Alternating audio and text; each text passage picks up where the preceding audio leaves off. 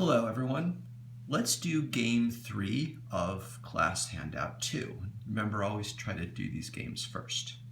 So, as always, for these type of games, there's 4 decisions we have to figure out. What does player 1 do if he's told a lefty? What does player 1 do if he's told he's a righty? What does player 2 do if she's told up? And what does player 2 do? And that's my cat being annoying. What does player 2 do if she's told down? So first thing we should do always is look for dominant strategies at all 4 possible places.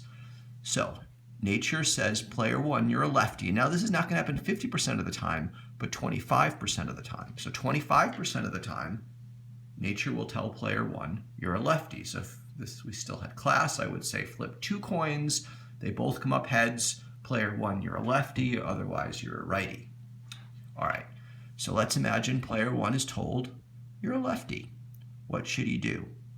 Well, if he goes up, he's going to get 18 or 19. If he's going to go down, he's going to get 4 or 7. Up is clearly better. Player 1, if he's a lefty, has a dominant strategy of up, because up always gives you a higher payoff than down if you're a lefty. So that was easy. Now player 1 is told, you're a righty. All right, up gives you 11 or 10. Down, well, 0 or 7. Down is always worse than up. So you're a righty. Pretty easy. You want to go up.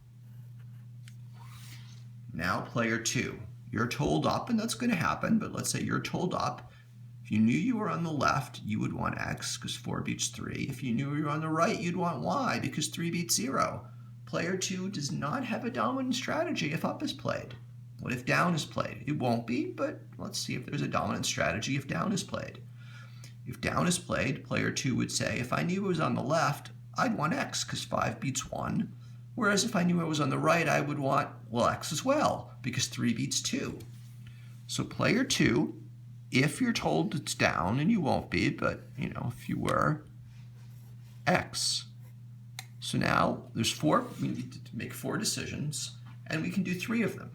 We're in a pooling equilibrium, and again, we're in a pooling equilibrium because player 2, when she gets to move, is not going to be able to figure out whether player 1 is a lefty or righty based on player 1's actions. Pooling equilibrium, everyone comes together in like a pool, right? Pool together. Separating, they separate out, they do different things.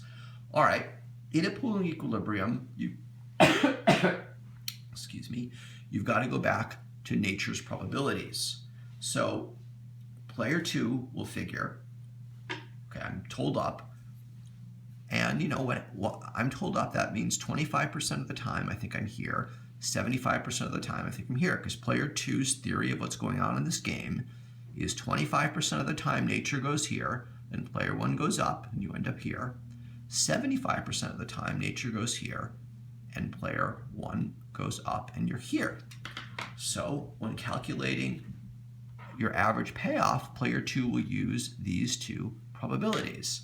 So these 2 probabilities would cause player 2 to say, if I pick X, I think I'm getting 4 25% of the time and 0 75% of the time. So that means player 2's average payoff, if up is played and player 2 goes with X, is 4 times 0.25 plus 0 times 0.75, and that is 1.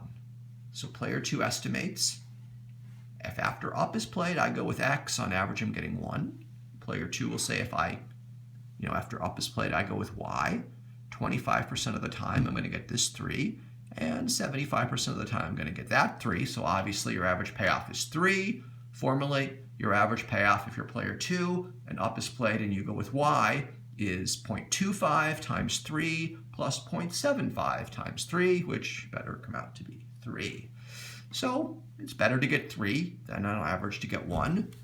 So if up is played, it's going to be Y. And that means we end up here.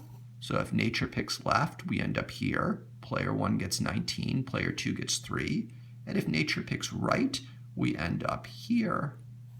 Player 1 is going to get 10, and player 2 is going to get 3.